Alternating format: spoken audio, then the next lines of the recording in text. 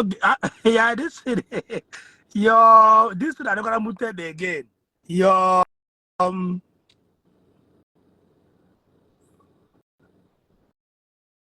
other guy, okay, maybe he's driving and I am auto.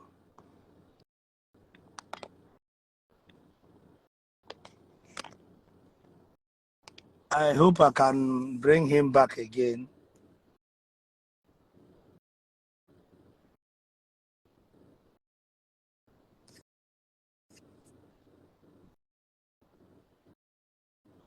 I wish I can bring him back again.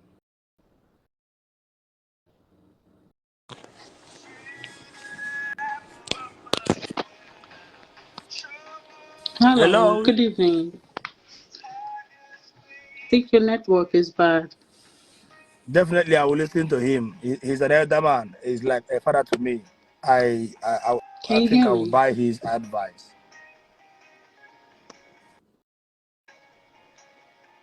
Your network is lagging.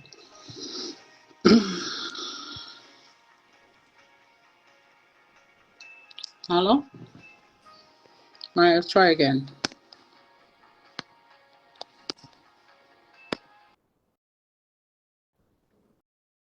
I'm trying to bring in somebody's like network.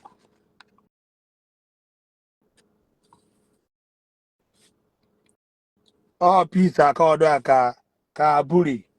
Keje na bully. The same piece are called. Cause keje na bully with your juku. Put the problem.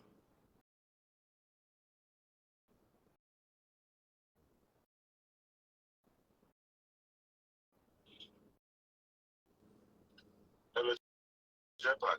Yeah, I'm on live video. Okay. How do I watch it? Should I put you on loudspeaker? I put it on last week. Okay.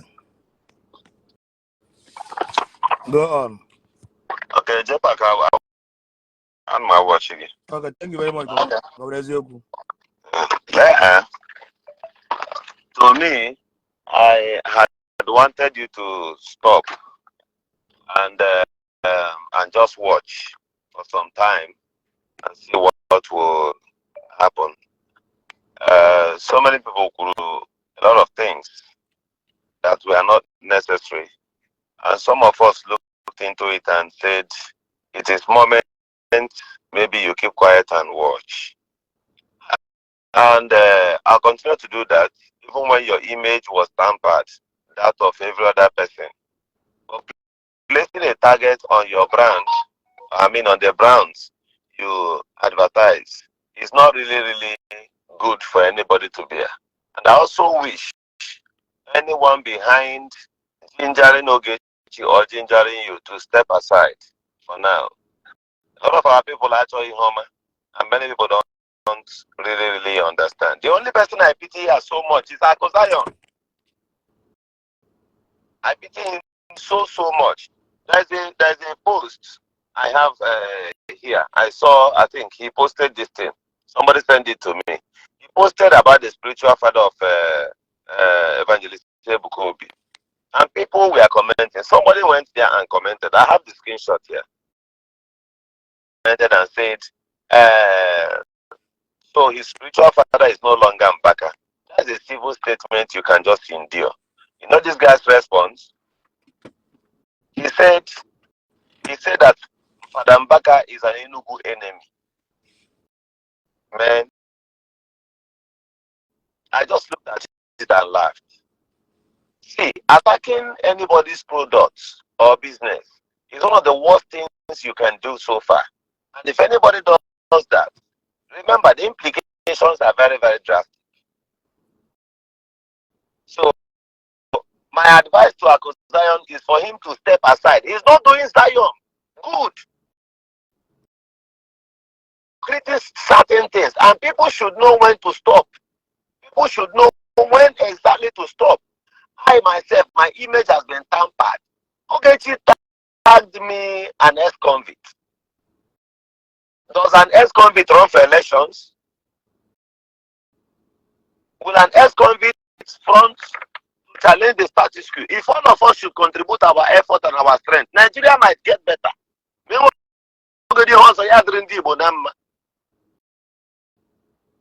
If you have electoral value more than me, you should have gone to try it, of which I believe many of them has it.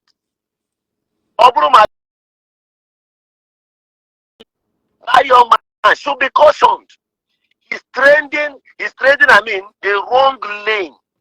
And the hyping people gives to you will not really help you. Akwa. Whoever we think we are today, that was not whom we were yesterday. Opportunity of God brought us to this level where we think we are celebrating right now. Nobody knows tomorrow. Nobody.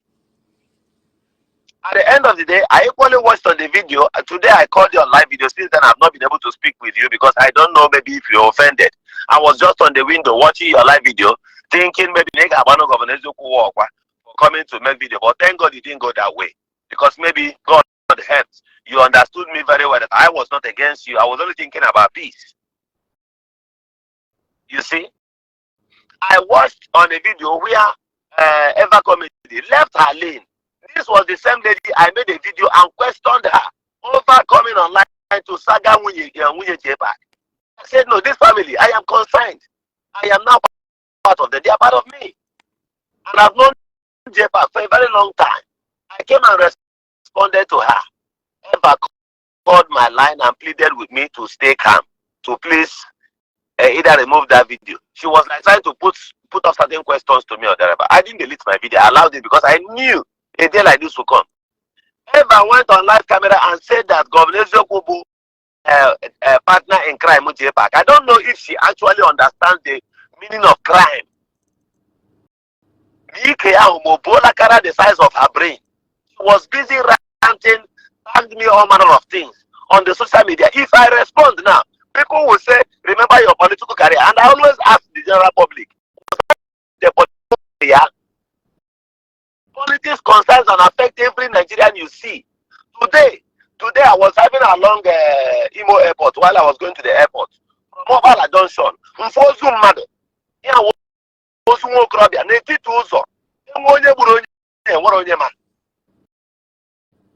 it on my way to the airport.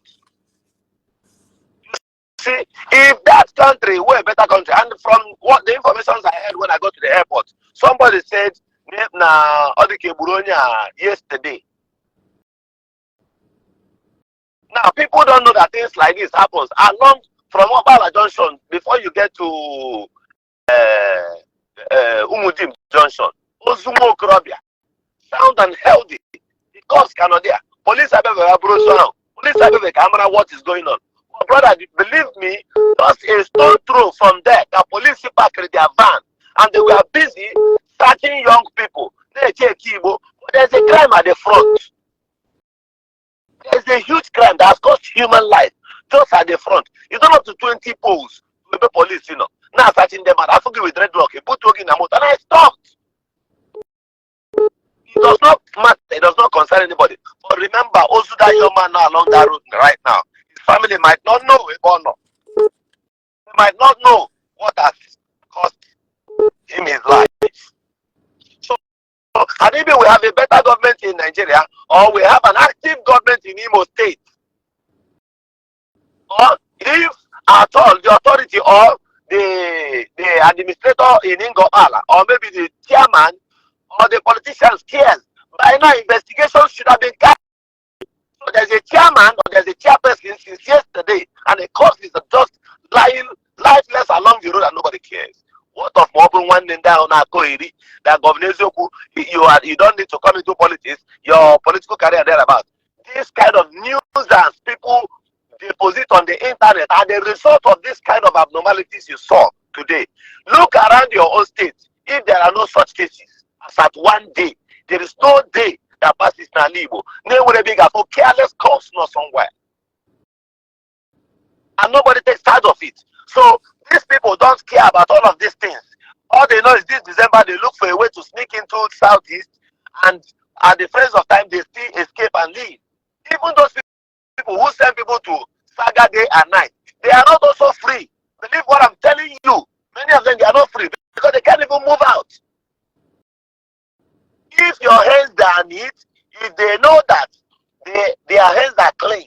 Let them move about. Let them go to their own village and move about. Hence, crime is enjoyable. Hence, those things on the internet, they are just freely paid. That young lady left her lane today, and she came and she was saying all manner of things against Governor Eziokwu. Na page gauge. Ever comedy. Can I shock you? I want to, if not for that same political career they are talking about. I'm not respecting political career. I am respecting my people. I'm respecting whom God says I am. Otherwise, ever comedy should come for drug tests. Oh my Jpac here. If you flash back, you will remember what I'm saying. Ever should come for drug test. A test ever. Double blood of hard drugs. Then near 10 million. Okay, man, the lives of people who comes to ginger people to go and make trouble. But have you checked their brain, mission or security? If their heads are actually okay. What are the challenge I put up to her? That's why I just decided to call into your program.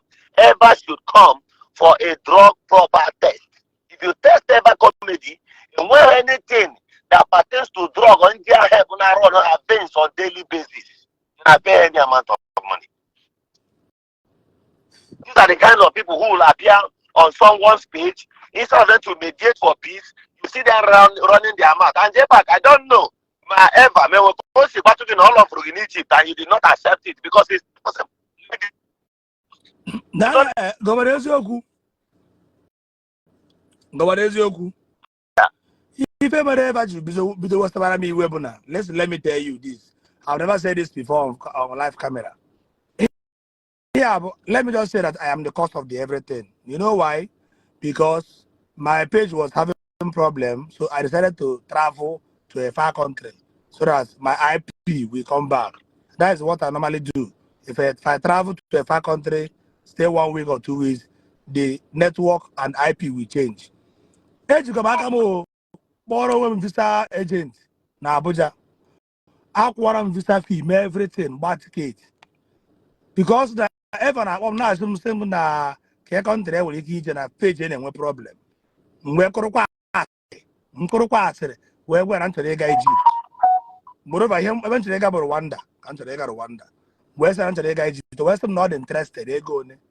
Mgbe nọmba onye na-eme visa accurate nyekwa ever. The same money anara m ka anara. Now, ever na-asị m na ya rusi na a ga-eme prank, I ga-eme marriage prank, my family content, my everything, ka people na-adara guys so that abata Nigeria. I never told ever plan when I wanted to go to Egypt and I'm going with my girlfriend, which is the wife I am marrying today. Because okay, it's them camera. Because I am going to understand to listen to even want to go ahead to marry. Mgbe ever chọpụtazịrị na mụ na my girlfriend to a which is Chinaza now. 2 days before the time ever advised me to drop her. That girlfriend na apụ na bụgo na ị ga-akpọ girlfriend bụ na mmecha emechi ihe na-eme but I'm going to ife ezi obodo oyibo. I should not carry her. It's a double expense, this and that. Ever new attitude. Thank God I did not allow ever to carry her motor to come to my yard and park. Mgbe butere motor park and see mba ka je hotel ebe na park motor. Ever park motor ya nwa hotel ebe na park motor. I nọ Egypt for 1 month. Emesia, I na-achọ ndị moto abịa due to ndị hotel ma moto m. Amara moto ahụ. Police na ndị road safety abịago ka abata moto ahụ. Hotel bara hotel. Onye nwe hotel wee kpọọ m. Sị m na nwere aji onye nwe moto. Wee sị ka moto dị ya nsị ọzọ na ọkụ ya. That was when I remember that never park the motor ebe ahụ. Wee kpọọ ever. Wee sị ya biko sị hapụ na mma ya dị moto. Ya bara ndị police ebe abata toro dị moto ahụ. Ebe bido na-agbasa nwụọ. Eje Egypt, esi m Nigeria go ihe nni more than 200,000. Mgbe ebasi ya weta ego ka anyị combine no ka anyị gote ife nni na nni ndị Arab adịm alike here ka anyị na-esi nni na apartment. Egotere m ihe nni ya ever did not contribute any 1 naira. Anyị rutere ebe ahụ ever kwechiri na ọmụrụ na everything na nke na nwaanyị Kwechiri because say room and palo. Kwechiri. I don't want to be start telling you on live video her lifestyle because I didn't make us hear me. All castigate him all sort of evil. Abraham who not rubbish because I'm not good in tarnishing people's image. Uncle go there never American. What do I I'm not wishing her well not to marry. Let her marry and live a good life. But nyawe puaka nyoma wasara asere. I don't need Egypt. May engage. I never knew never and communicate with you. Then when you just go, I decided to go number Nigeria and go to the matter saying I'm not interested because of her monetary aspect of life. Every time they go. Even when you give her money, no thank you. No thank you, no very much. So I decided to if I come back to Nigeria and go to never everybody's about away. Or now why you I made videos, I say photo, I say or why I say photos, why I rude you. I'm not number here on the mono. But to cut everything short, I don't know all consider to go enough. And what if I marry ever? Nothing. Or I can't never know Jim Ogo. Ogo go more about Jpac you over. Nay with ever to go here near Gote. Never would take here near the 100 pounds, what about 100 pounds for 200 pounds? Be here from and the 1 pound is at 3 naira, not be said big money. 18 pounds. Unless you can made by naira, not Nigeria. Here I've got 5,000 naira, 5,000. But Nigeria to made the transfer, the money. Or I got on them and Nanji, Namenka. Ever the Egypt to after 1 week, contact him. I am the workers of my problem. So can kabri him mutanyerem mobru skibo mobru top o can kabri him mutanyerem overthrow to be able today. The problem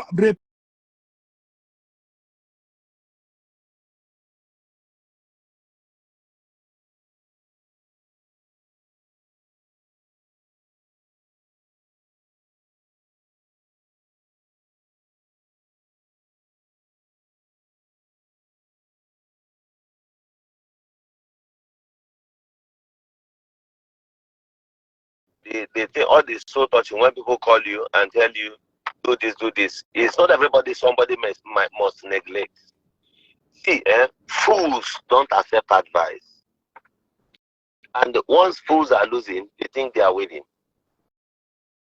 No fool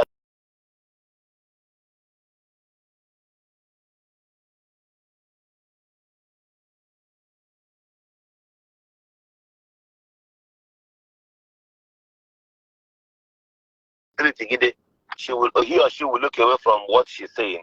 That face you know. For 14, 15 years, you have back and a long matter, long cases. The judge has said, why can't you go back home and resolve amicably and get back to this court? Sometimes, judge fear that it may nail somebody, the ignorant who doesn't know, or say, all right, go back. I suggest you go and settle this thing because it's not going to end well. It is whereby you did not listen to the judge, that the judge will begin to take certain decisions to proceed with the case. It is like that everywhere. And let me also make this note to parties involved. You may have issues with anyone, and that issue does not relate to any criminal case. Hence, the criminal case is involved in it, aside that one thing that has to do with any criminal charges, and add it together to that one. If that judgment is passed, if you like, live in the grave. If you like, live in the sky. So far you have one property or the other within the jurisdiction of that nation. The court has audacity and every power to confiscate your property and allocate it for damages. The highest thing, if they collect your property, the highest thing you can do is to run back on the internet and you start back in life. But you've lost something. You have lost something. So when people ginger, somebody like me, when people ginger me into danger, I will take my time to reason. I take my time to calculate. Because compile everything you need, you say you have today. If you present them to just swap it to somebody and go empty-handed, shock. Jpac That's number one. Lastly, as I told you on the call day before yesterday, that's still what I am repeating to you right now. You've helped the wrong people, but you can never identify the right people. So what you do is you keep carrying people along, you keep doing more. I used to post my videos on YouTube.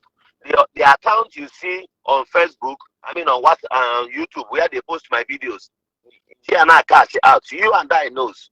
I did not authorize this boy to be posting that videos and be making money, but he was doing it, and I still brought him closer. Oh God, this guy on camera and started worrying me for nothing. If you can warn me because of Akwa, and you once made money through my name or through my voice or through my videos, is there anything that classify or solidify that you can never be tracked tomorrow? It is a lie. You only there, I know better than Akwa that you only there. That's why I will not respond to it. I only know that for some time you can only be good with Akwa, but if there's any other bigger offer, you stand up against him. And that's my confidence. So it is like that. But that does not stop you from carrying people along within your own reach. As I always say to you on the call, very recently I realized so things. Number one, when I'm one on one, hotel in Lagos. Advert for 500,000. Jaka list the name. Same governor Eziokwu na man were chance 500,000. You collected the account numbers and sent. Put a message, made that advert. But the same one of them right now woke up one morning, need a maybe advert, and I began to ask myself, there's no way I can explain to my word that the day Jpac was paying these people 500,000, I was with Jpac one-on-one. So where did Jpac say, nah, why did he need that? But he took account number. They sent to Ebony's son. One day we were coming back from Lekki. We are there together with us. We are coming back from Lekki. Ebony's son shifted and took a call. After he answered call, he returned back to us and said, "No, we're saying offer in our Facebook. I'm on Lekki right now." This same you, Jpac, suggested no that there's no need anyway. Ebony's son said the same thing. Even Okongu that I least expected to see something. Okongu didn't we go there? Jpac. I got a idea now. We went there. Oh my, I was not Lekki toll gate. Yes. We went there and did that one. I when a post will come, it goes around. Every number as a post around, even with that money. So when I hear people say hungry bloggers and tell about Jpac, is there anybody have ever invited us for advert? I got there, this spend more than that money.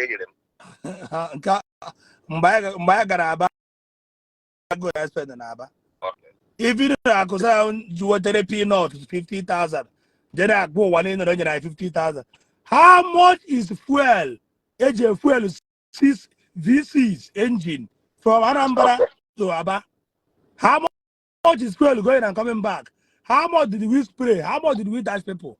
It was 50,000. Never the fuel. Now I have 50,000. 50,000 and they just give away. Now comfortably. That's money 100,000. He would have 50,000 naira. How much is fuel? He's sick. I know he's listening right now. He's very, very sick. The block go and make peace. He's very, very sick. The guy needs to at least only the over brain about the iron. Mamog is straight too small. He will be able to reason fast. He has a very bright future. If only he can bridle his tongue. And let me tell you one thing: the lifestyle we live in Port Harcourt, if you bring it to Edo, the lifestyle we live in Owerri, if you take it to Lagos, you might become an idiot there without knowing. The lifestyle you may not use it along the social media. It will not work. Social media is not.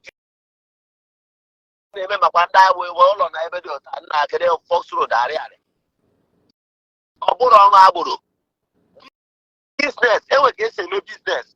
Look at others doing business. I've been doing it. In business, you must capture the people's mind peacefully, even at your own right as a businessman. So most of the times you endure. That Eziokwu answered and family. We are not afraid. Their account balance is something better than yours. But these people who know that the whole world is listening to them, they need to talk calmly. They need to present their life of a sportsmanship to everything they do. That was why they answered calmly. Or you remove the voice of Seaman, remove that of Eziokwu, bring that of Akwa in. You begin to hear something like, oh, anything,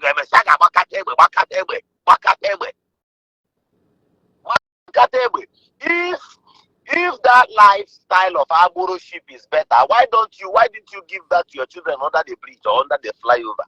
So they will start living a jungle justice life. Some of them from Williams, Ifani, Babazia and names like Abajalinko, Okotobie. Scorpion. Mobagwo. So you escaped all these processes. You did not name your child Obumba, so that all mention after you see, so that people will begin to fear him. You calmly send your children, bought them indomies and milk, bought them books to go and read, while you are busy patronizing illiteracy somewhere, selfishness. Don't you see that even you training your own children in school is just a sign of mistake? Maybe because each can happen or no, like I really disturb. But that does not mean you have sense. Machine, file the food, you load ship in him, file it away. That's why I always say this, and I say it on the air and anywhere I am. I want to tell you, you're not going to do anything. Take it from anywhere. Gone are the days of when you wake up one morning, you begin to threaten people or thereabouts. Unlike what I heard you said on this video about Okongudibia. If I could mislead them, they go say they are arresting Okongudibia. And let me tell everybody, if you arrest anybody, that person is not dying there. That person is not dying there. Afugo Moye, many mad accused, only waiting with prisons, none are waiting trial. Yawa put aside the one they commit another crime, Gazen are prisons. Don't you see that you are now a tenant? This is the way life is. There are days of reckoning. It must come to pass. But every wise person should withdraw from all this their delegation of satanistic attitude and thereabouts, because you are leading people without knowing, while you want your own head to be saved. Let me tell you one thing.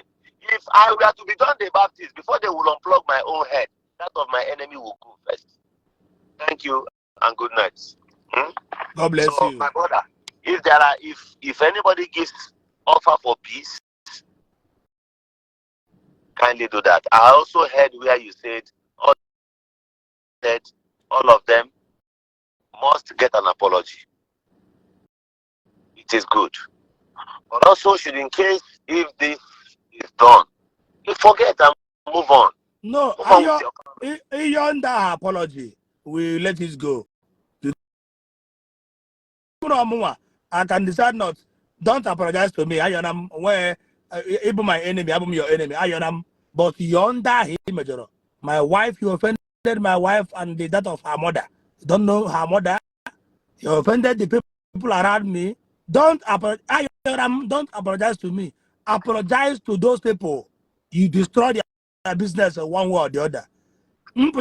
One day we go na factory ebe akọ na arụ factory. No, it's mmadụ ka eji wee ebe a were factory. Ọ na ịmara no nwezo onye ga-aṅụ the money ya bụ the highest character assassination ever. But he went and be talking that thing. Na akwa ọkọ na-eme nke a. O ji wee pụtakwa na hotel. Ọ bụ na tomorrow na ema na ihe anyị kwuru na ọnọdụ ka ịpụtara hotel gbagbuo mmadụ onye bụ na agba ọsọ ọ ihe ọ dị ka you chase people away from business so that your own will stand. You say before I know peace. Don't apologize to me. I am your worst enemy for nothing where maybe, but try as much as you can to make peace with those people. Don't make peace with me. I repeat, let them not make peace with me. I am their nightmare. But make sure you make peace with people you have not known. Make peace with them. I'm okay. Nah, Jpac, so I was watching you. Mba.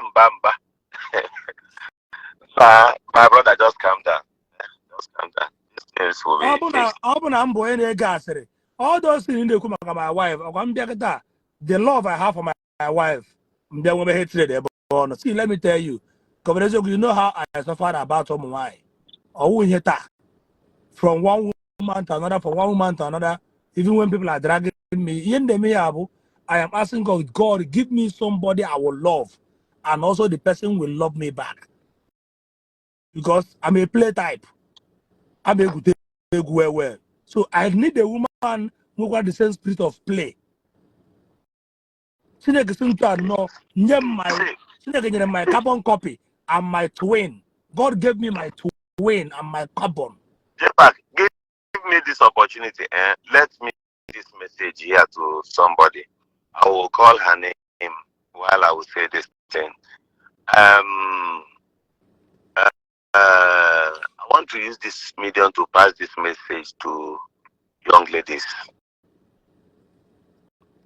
You may not hear me say this to you, opportunity to say this to you in the public.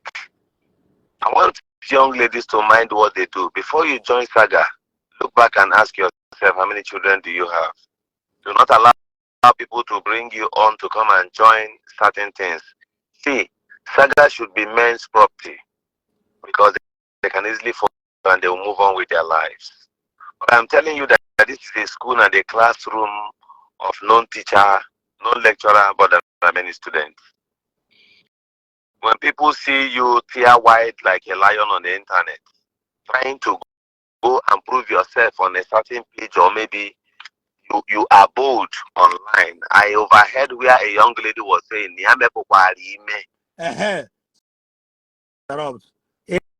these people and they destroy her indirectly. Yesterday, Ogechi was on live video with my ex, Amara. Amara opened her mouth wide on live broadcast. Monday, 1,100 people on our watch. Where's no matter abortion? Now, what did Ogechi do? The girl was saying that to wicked Jpac or Komemi Hojo. After that live broadcast, do you know what Ogechi did? Ogechi went back and copied that particular place. Okunomera abortion. Where repost today. Now, open that girl Muife. What was her? What was the reason why Ogechi to repost to that particular place with the same face? Never ever no. But the girl, and one stupid boy in Ejikuni. Honor. To tell you, maybe if blogger did not carry that particular live video, maybe people were not patient enough to record and reach to that extent. Why did she reposted it again this morning? Is it not to tarnish that girl image? The girl was doing it. No, Saga. Jpac is married. I am married for life. Lanya, Jpac, today, earlier today, all the know that somebody posted that thing. Because that's like I posted a picture of that girl. Gamma attaching here. Okay. Well, got their comment here. Gapana inbox the guy said delete this thing, become my brother. Everyone was a joy and a chat to say, maybe see what they have one. See, I because delete and we cover as a few room in the wine. This girl, Amari Honey, she didn't go to school and she might make an obvious mistake. Please, the guy will delete here. But that thing is somewhere on the internet. What if more people had done that? Record room, because bloggers join this in the internet, and once any man wants to marry you, or lawyer law, or not 3 months, 1 year, or the guy potas they call you one kia. Now so you do abortion, maybe they talk for live camera. And let me tell you, ladies, there are stories men don't forget. if for one, yeah, no only about the last person no day three. Mobile idea for ya on that man. Yes, you feel. Yes. Even shop on the only shop when I street here. Man, a men do back out of their street or where they stay before because somebody who wants to take their wife is not staying around that area. No man wants to have a broken home. So when they open wide their mouth or thereabout, oh no, she no look I take care love and work leg. Love and work leg immediately. So when some of these people talk what I don't understand, I look at them and laugh. Be very, very careful. The saga is enjoyable. Why didn't I bring out my immediate sisters? Yes. Okay, Jpac, at least anybody who sees me making sense, at least to 10%, should know that ladies are smarter. So think about the breed that should proceed out of my lineage. Why? Governor Eziokwu, not the same mistake Amara mere ka Ogechi jeje threaten my ex and Abuju. No bụ na onye he nude picture Jpac na ọ ga-agbagide saga. Enugo nke a? Wow. To go and ask Ofuji Dewebe. Him and Ofuji na-eso ha bomber to bomber on live 24 hours. All na live session wee gwa Uju na ọ bụ na o wetere nude Jpac. N'ọnya maka oge face. Now, all of them are in trouble because you don't go feel saga me and go why na kpuo. Keri get them saga. I don't marry.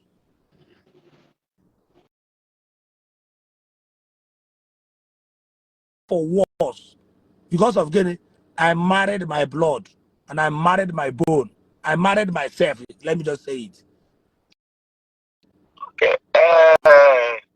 I continue with the little I have to say to them. Ladies, be very, very careful. You go to church, may fasting, make deliverance, make no way. Your eyes will open. See it not that you are measuring wings with men. Don't worry yourself.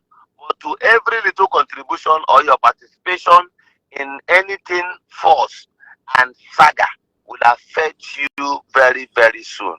If you're 38, please plus it more 6 years. You see that you have 44 years. And you know what 44 years could do to you within the angle of wrinkles. So all your sorrow, or what a sense, all your sorrow, create a page. But I want you to ask yourself, all of us are in our social media. We have relations. Our relations don't comment. Ask yourself why. Our relations don't even insult even those people you think we are fighting with. My relations don't do so.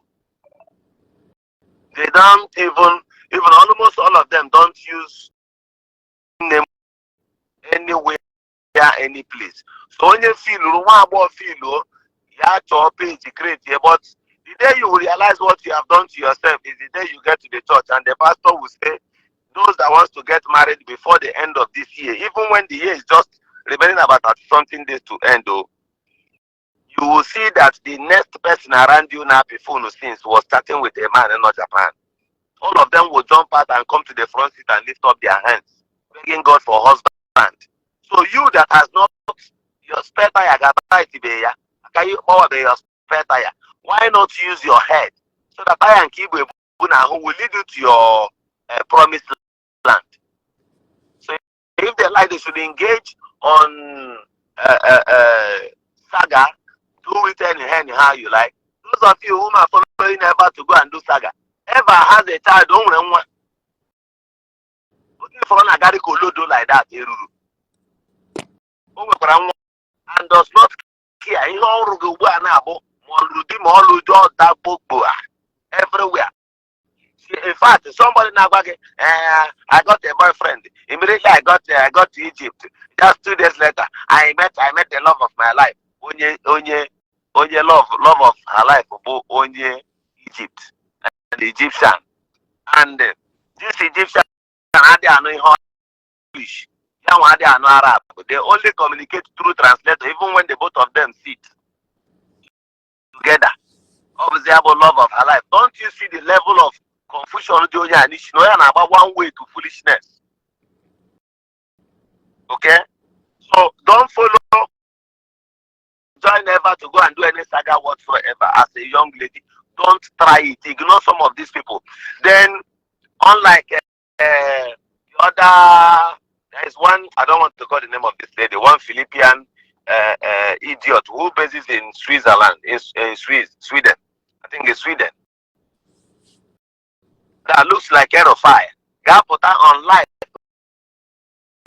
I believe the husband brought her to Sweden. And she opens her mouth to say that no man can control her. No man can do this and that. Oh, you are now telling your husband this and that. And that day in Zion, that the first day we went to Zion, I turned and looked at her. Did you say that this person is responsible? Because there are utterances she was making.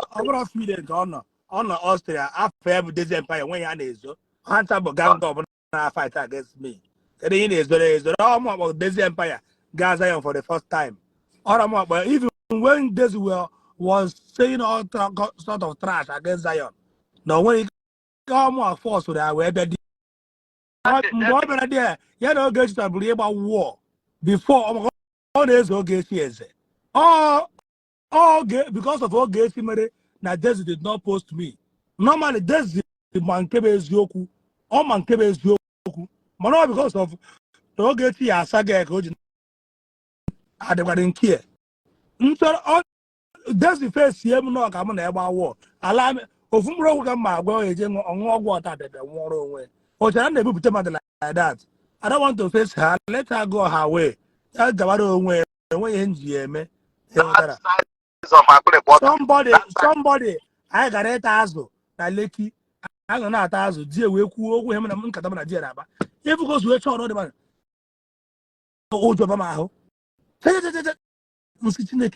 the man up a yes, no one. I was not comfortable because the man was not doing like a man. The man in that pen way Akwa. There's the query room. Query. If you go to this morning, hey, that 2 times when I did for the man, yeah, I can imagine. See, only my head this man naga bigger on. Only my head this man naga bigger the lot of mad. Him and I remember time. Him there's the kuju. Does the book before there's the kuju. Other airport that Facebook. Here with a pancake, three stages of pancake. Nyari corny who go where the mean anya. And I have a camera and check the day for Desi. Desi the Kawanza. Now they can have what it or they can one fire. On your side, fire. Desi. Go with the way or they go chicha. My jai. Even I'm not the short. I didn't short for fine. Man, Desi on the shoulder. They must hear. No, the face camera. Yeah, face you. If we are the common make up. There's the one there's for there's not on the shoulder. Shoulder. If because I write it here, man, I just say, oh, this man. To the rest no, now this is not your no, go to the dear Austria. No, you dear. If I thought I want to dig out, whether this man on woku. This empire, dear on woku. The age, the manage. To the one guy, the thing about the Kuchie, low key, where he had Atlantic Ocean. Okay, mother, what here, Chiriki got food Atlantic Ocean. Now they will tell him on that there's the empire, what I know on a beauty. But this is none of my wife neatly. Oh, the Adaka round. Now they hear that. Oh, them to that page. Where my doesn't know what. Barbara does the first war and then defend the this near Bagua. Now some Jpac because they are bronze. Sorry, delete the account. What does now so good day we will level up. This year I started promoting this empire and Waja. Joe Waja at the same time. Come to the promote Harabo. engage them on live discussion and the engagement. Never see the empire due to on animal so steady. Never attention. This way. If I not onto a monata here, na Jpac doing one work na come on album your data. Na Jesse high many biconi, Nitevus and Metefu. Other get what I'm asking when then I post to see. May no book cross, no boobe. I'm a non book Desi, Buru to 20,000 followers. Now Desi a ton of vampire. No one does the empire to Desi vampire. Desi vampire. I'm saying, actually, come now. Actually, this one at all. Jpac go quiet on no. Ibe pego bazooka. I said, yeah, me to able to pro. How do you able to propaganda? You talk too much. Can we well like boo? Eh, what are what I had well like boo? How am I bomb? No. I respect my wife and my family and my in-laws. How am I bomb? Okay, see if I get I'm also on a war. You know. Now when I talk about war, about flight not easy. One of them may say pay photo of no idea in a bear. No way one single building on a bear. The same pempa say photo of who got it. Where side ever had the where body. I am about the war, Bob Terry. Where when they get information about Hobby in America. Hobby, and that's Chicago. Yeah, of about internal war. On Malaysia about FBI and go see a true color of FBI. Where room number Bobby. Why any name? Don't worry, my brother. Ogechi is not an issue. The thing is, you see, when people cheer you up, you're doing the wrong thing. Together, those people should be punished. This internet has helped me. It has given me so many insights. I now realize that people are overhailing. Just say, yeah. Ndị Igbo be ha kpọ make us all. It means you are bragging. You're trying to one about forcing guy. Now I wear good news though. Tinubu set to release Mazan and the car of child. Just now. I just pray because we need peace in Southeast. And if you release one and the car, we will give glory to Rochas Okorocha because prophecy. This is not matter of prophecy or whatever. Kabo physical ayo Rochas Okorocha yoro Senate President. So when gets we release here now Rochas so we're waiting on. Ndị Igbo niile. Hebana Rochas okwu touch the Senate President. Okwu touch the Senate President. See what he has a glory and honor to the death of Ifeanyi Oba. He released the and the canon as honor. And I believe the Senate President, the GJ. So Rochas play a very wonderful role. Habata is only how many before. Rochas Habata deeply. You're a guy, you only came as 18 and I tell you. So I'm going to make one. I'm going to beg himself forgive Rochas. But he really tried. Yes. Go on. Oh, guys, Mondimo. Okay. So I give you Ogechi. I give it back to you. Is your sister. We also go with it. So Mama Boyimo. So here must go Nimo, but we're going to encourage you to get your own orgy. Ogechi never says she's from Imo. Ogechi never says she's from Imo. Ogechi Wonye Osume. Mama Boyimo. The mom, she's my sister. Ume Ogechi Wimo. So it doesn't mean. Igbo wonderful people. The Igbos are very, very wonderful and great people. These things you see. Oh, and I jump which platform? I don't mean Facebook. Direct from Google. Overall platform. Direct from Google. Not Facebook. Direct from Google. Oh, I mean, when Google notification every minute. So I will Facebook news. Oh, they get before 2 days or circulated on Facebook. This one is now the news through Google and other political platform. Jpac, uh, give peace a chance, my brother. Give peace a chance. All the challenges. Now you're going to Eziokwu. They appreciate your platform. Okay, let her apologize to the people she wronged. That apology on her. Okay, nye my wife. Nye people need no kujo. Mom not for peace. Upon not him, let the war begin. I am ready. Page him demonetize.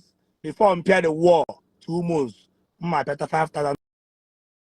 I'm when I have nothing to lose. A guy on a fee not go away, but some go away lose. May my reply give deal on to my quarter $5,000 needs here. Is Womike. So where he lose? Go like you got better This year when he follower.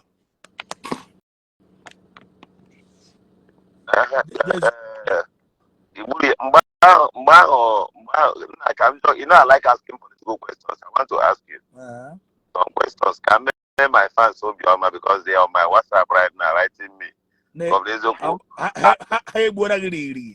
Has them ask some wonderful questions to Jpac. Wisdom is needed now. Ask him some deep questions. So I want to pick one question out of these things and make them happy. Okay. Desi Empire Egypt. Desi kwa? Egypt. Desi Empire wako ever. Ever this thing. Was there any time one room just like brothers, you know? Man, I did in one room. Remember my fiance. So when was happening, I be in one room. And we go see him at that time.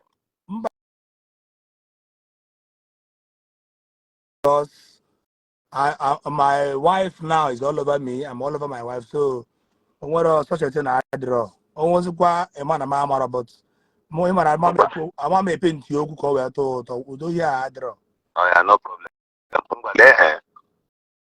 If I tell you now, you may John now, will you agree with me by saying, no, no, check again for one instead of why you sorry, why she's there, why you along? Don't you think she might feel bad? Yes, she feel bad because almost ever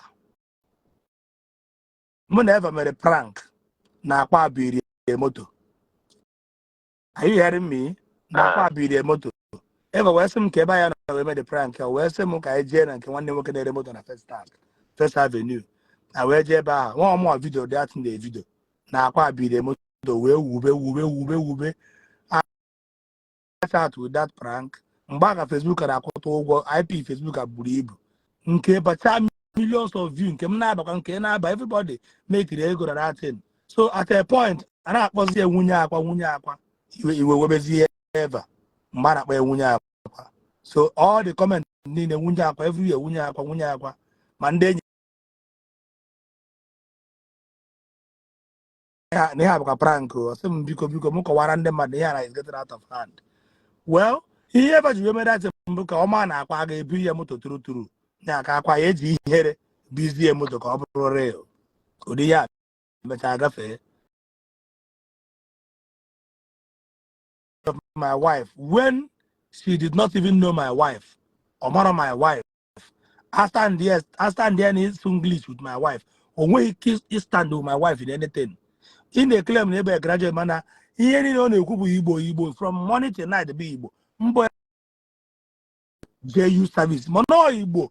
They are known from A to Z. Speak simple English as a graduate. He have a problem. She's proud of being an Igbo. No, apart from being proud of an Igbo, we have now for 4 walls of the university. as you are now and clean. Now so English are pure and clean. I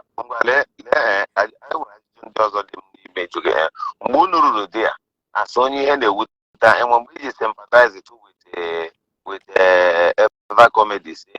Only the one man again keep your company there. Did you ever have such thoughts? And may sympathize with her. Don't worry. I better me big one. I make them hook up. Mana Nyawa Jake. Even I would. Oh man, I'm on a real my contact. Or not a real my contact. Just number a call. See phone number and not Egypt. Call Obella. The person Bora you want Bori I will to know. Phone call Lomu. When you're number and you done.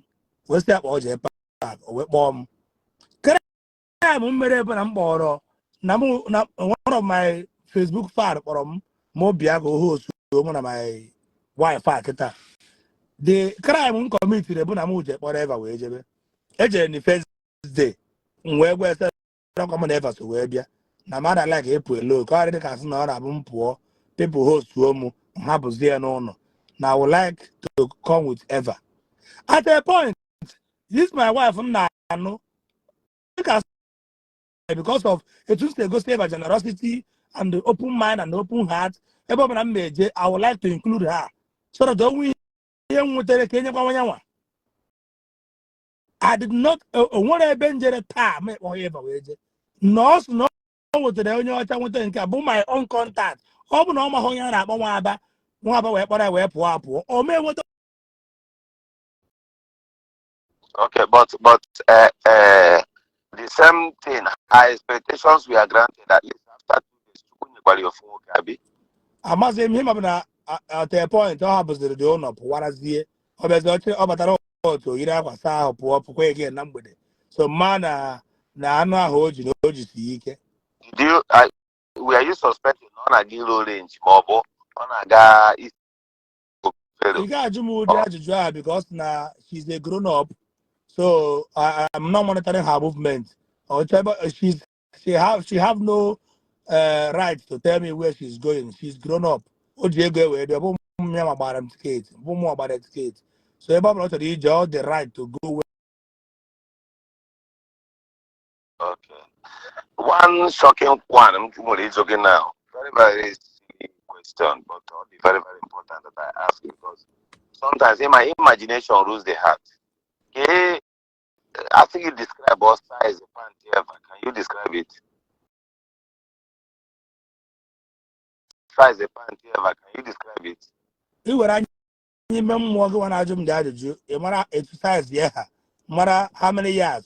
Yeah, boy, yeah, I jump. So, but more as that because she's not my girlfriend. She's just as a sister or a colleague. As Jeme, visit the ancient wars of Egypt and the rest of it all. So I just Jemo I don't necessary because I give page in Anya where boy auto. So on a bomb boyfriend here. I put it to you in the photo layer before. A microscope when you were. Either by mistake, like Akwa no moon on a lake. I won't go on a lake, a bomb in a bed day. Abuhonya go one of the yeah, I won't care friend. Okay, like a friend, you got me. Yes. Okay, man, also in the arrow, go in a lake. Fake life in the social media, you have no yes no matter. If you want to believe, you believe. Tell the person congratulations. Mbosa will one of the cast here, and it's go now more no what. Okay. So I can't go to here, I hear you. Some people now suspect that that saga gonna kick a lot, but that time no book is managed. Yeah, Eziokwu. I don't want to bring Chigalan into this matter because this matter has nothing to do with Chigalan. Okay. Now, about my Disney Empire continue. What will you do? I'm not talking or delete your account na nke ya bụ na agụma agba ya saga no mkpụrụ abụ ka m ga-agwa ya je chọrọ onwe ọgwụ ọta ebe ọ dị nso nwọrọ onwe because I'm gonna go away from Saga, no. Okay. What are your plans? Now, to continue about Saga or Saga? I'm gonna go Saga already by telling the world no mere. So that one is enough Saga. I'm gonna go away Saga. It was because you told me no, yeah, as in from what I understand, as you get this girl you say you can't say anything for now. So how come again? Oji to be me or go to Walime or not to Rima has a China again? Is A go, but I'm going to put on a live video. Go no to no hotel issue. I'll go back to that live broadcast. Just say email hotel on your to okay. So can't believe or not to remain a coin also. Again, is to get up. I'll put you on Mary John could not tell email. You should be bold enough to visit the person. Just here, email hit to Baragi. Simple. Okay, okay. Again, I'm something. Let's say now always you on a go meet some men and give their way. I dem aware. Mandatory book. I dem aware. No, they meet people. Manana ma feed that warning. Mana, he ain't the good that it would be red handed. Okay. You don't want somebody wagging on the condom. I won't go. I won't matter what I'm not for condom near my bear. Okay. I just about to non con air and where you can be in there. You have one ear juice. There was a condom. Okay. I think that way should I believe now who got the condom? I'm not aware.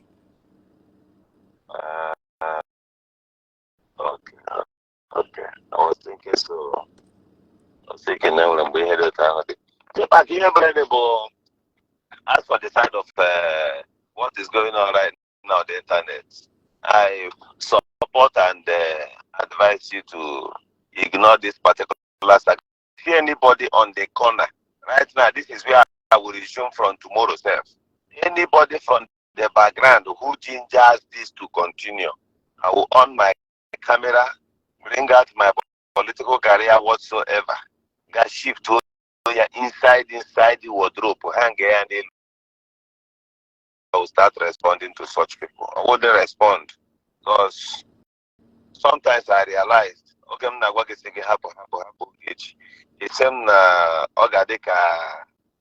anytime you make a video, it will look somehow that you want to do your normal thing. Those who doesn't know Jpac doesn't know Jpac is a sarcastic man in about just saga. But I want you to support that as people has pleaded with you, including me. That does not stop you. I am not commanding you. It does not stop you from taking any legal steps you wish to take against the young man you told me.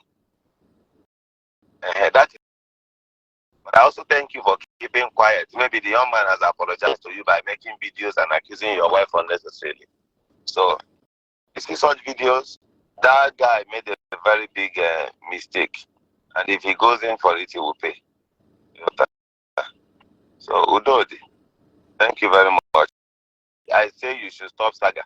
I wonder people will come and be commenting you should continue. Okay, I made a video today and I called you on a live video. Jpac, since then, you know, it's been making on my WhatsApp. And then, mother, now, now, why in just see Jpac? In fact, one man is from US, same now, that he never knew that I am very, very foolish. So when I open my WhatsApp here, you pity me. People will leave their lane. Then on my WhatsApp, why should you ask for peace and thereabouts? The insult was so much, and I begin to ask myself, did I actually make any mistake? You know, for trying to say let there be peace. Then mad about the war, even Tina, even open some of my WhatsApp, we don't have to see. One SM that he wanted to see me a lot of SMS. But Governor Eziokwu, Makachuku, near all about plans against me. What did I do to you? I made video, Jpac, let there be peace. That was all. So The thing they mess I don't really know what to say. Udodi, I wish you a wonderful night rest, and wish your wife well. Wish you more wisdom. The against me, I got debunk him. I don't know. I wasn't in a bank again. Guy, you could against me. My own can not or bomb number bro. If you bring out anybody around me again, I go debunk him. And I can debunk quick and not make anything needed in a whole gate. Everything that I wear, I'm able to tell you what about life. Oh, you're going to around me. Enwere ike gbaa m wụọ medie kpọọ m idiot kpọọ m ya go diọra m ibupụta onye ọbụla na-ahụ m again meje around you bọpụtasị everything niile o nwere voice nkaji kịta o kwuru against Ebuka Obi mana m na-eche ka ọgụ ruo ka m play ya online m na-eji aka m eplay ya o nwere voice nke oge aka nje now at least thank God that voice delete bere nke o kwuru only your evil plan ka eme live video against Ebuka. Him that voice now. Any more tables, I can where they can the blogger in and I know about no getting a coup. I'm one thing. That voice. Let me take it down. Talk that voice. I will tell you when to strike. I will tell you when to strike. Any more video again, against my contacts. My lady voice, when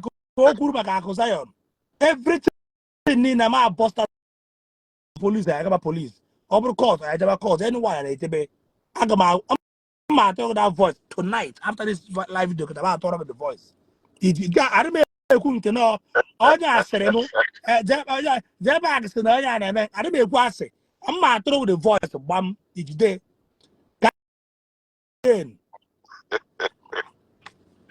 Jpac, I beg.